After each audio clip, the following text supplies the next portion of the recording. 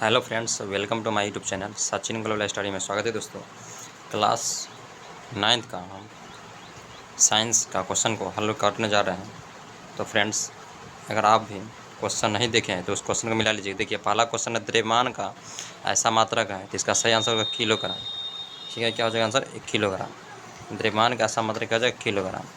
तो फ्रेंड्स, यहाँ तक आप समझ रहे होंगे द्रव्यमान का ऐसा मात्रक क्या हो जाएगा? किलोग्राम। तो दूसरा जो क्वेश्चन है, ठीक है फ्रेंड्स, दूसरा जो क्वेश्चन है, देखिए, निम्नलिखित में से कौन आधारी राशि नहीं है? तो बेग हो जाए, क्या हो जाएगा सही आंसर? बेग यानी आधारी राशि, ठीक है, नहीं है, यानी तीनों यह आधारी राशि है। ठीक है, ऐसा मात्रक कितने आधारी मात्रक हैं, यानी ऐसा मात्रक कितने हैं? 7। ठीक है, यहाँ तक समझ में। 1 kg बराबर होता है 1000 ग्राम के। 1 kg बराबर होता है 1000 ग्राम के। 36 किलोमीटर घंटा की चाल से चल रही 1 सेकेंड में कितनी दूरी तय करेगी? इसका 10 मीटर पर सेकेंड बचेगा। ठीक है फ्रेंड्स, 5 नंबर सवाल समझिए। छठा सवाल समझिए। देखिए, आप लोग इसी तरह एक समान विद्युतीय गति में होते हैं, चाल और वेग दोनों अक्षर होते हैं। ऑप्शन नंबर डी हो जाएगा। यदि दो राशियों का परस्पर ग्राफ सरल रेखा में हो तो दोनों राशियाँ क्या होती है? अनुक्रमानुपाती होती है। ऑप्शन नंबर बी हो जाएगा।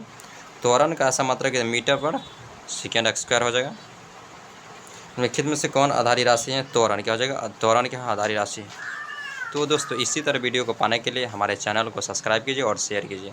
चलिए, कोणीय वेग का मात्रक है red second. Option number A. ठीक है, समय के साथ वेग परिवर्तन की दर को कहते हैं त्वरण। क्या हो जाएगा? त्वरण। निम्नलिखित में से कौन आधारी राशि है? अदिश राशि है।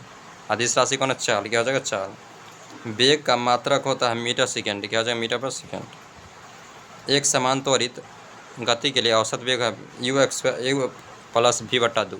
u प्लस v बटा 2।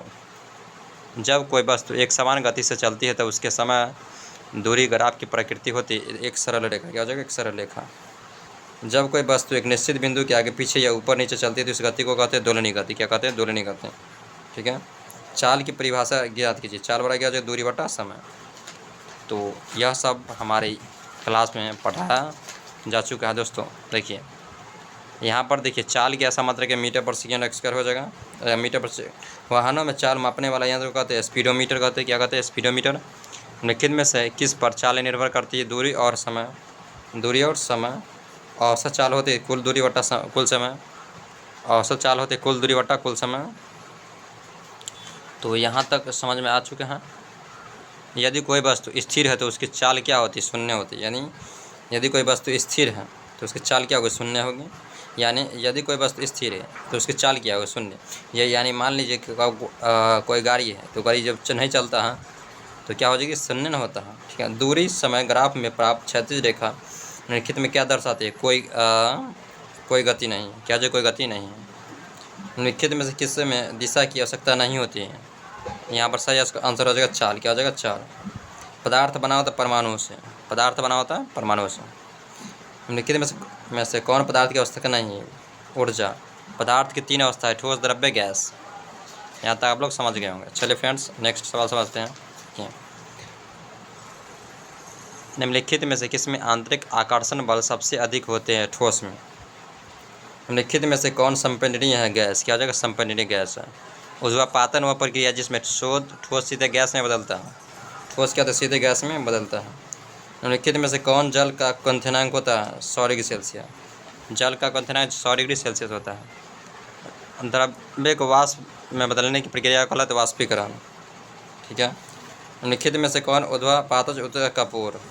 100 डिग्री सेल्सियस के तापमान का केल्विन मान होगा 373 डिग्री सेल्सियस। सौर मंडल में प्लाज्मा अवस्था की उत्पत्ति का कारण है उच्च तापमान। क्या हो जाएगा? उच्च तापमान। यहाँ पर आगे देखिए क्वेश्चन।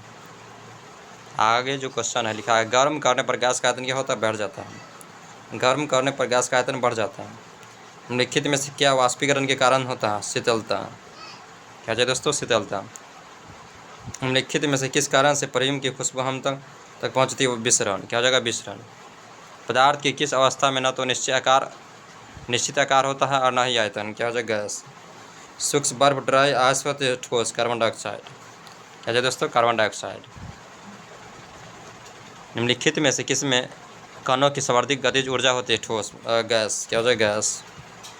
प्रकृति में पदार्थ की कितनी अवस्था समानता पाई जाती है? 3। ठोस, द्रव्य, गैस। निम्नलिखित किसमें प्लाज्मा अवस्था पाई जाती है? बिजली में। बिजली में प्लाज्मा अवस्था पाई जाती है। पदार्थ की चतुर्थी अवस्था पूछा जाए तो क्या हो जाएगा? प्लाज्मा। निम्नलिखित किस कारण से वाष्पीकरण की दर बढ़ती है? क्षेत्रफल में वृद्धि। क्या हो जाएगा दोस्तों? क्षेत्रफल में वृद्धि। यहाँ तक आपको समझ में आ गया, क्षेत्रफल में वृद्धि। चलिए अगला क्वेश्चन देखिए।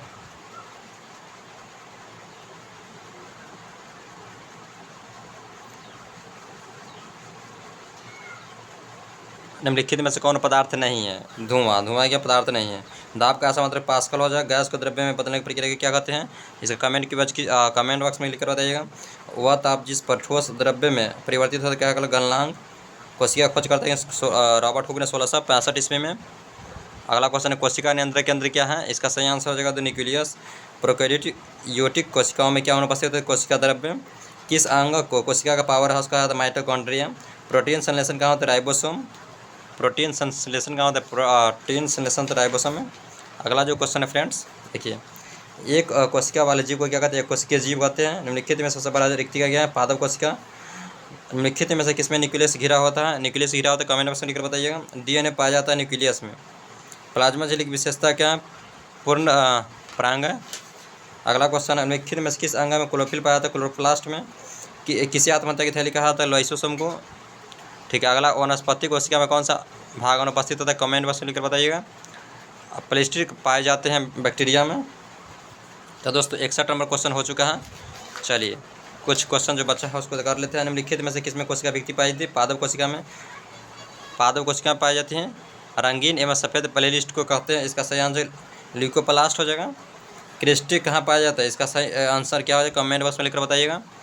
देखिए फ्रेंड्स, लाइसोसोम का सर्वप्रथम किसने देखा? स्टार बर्गर ने 1875 ईस्वी में।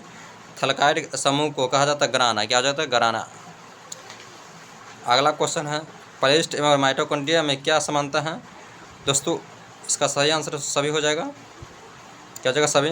राइबोसोम बना था आरएनए में प्रोटीन से। मनुष्य के शरीर की सबसे लंबी कोशिका तंत्रिका कोशिका। ठीक है। कोशिका झिल्ली बनी होती है लिपिड एवं प्रोटीन की। कोशिका झिल्ली बनी होती है लिपिड एवं प्रोटीन। तो दोस्तों 70 नंबर क्वेश्चन है। और यहाँ पे जो क्वेश्चन पूछा गया था सब्जेक्टिव, देखिए यह सब सब्जेक्टिव क्वेश्चन पूछा गया था। यह सब ज्ञानगंगा कोचिंग सेंटर में पढ़ाया जाता है और ये हमारे क्लास से ज्वाइन कर सकते हैं और अपने एग्जाम की तैयारी में बेहतर मार्गदर्शन कर सकते हैं। तो दोस्तों पढ़ते रहिए, मस्त रहे, स्वस्थ रहे। अगले किसी वीडियो जाइए, कमेंट ऑप्शन लेकर बता दीजिए। जय हिंद, जय बिहार, धन्यवाद।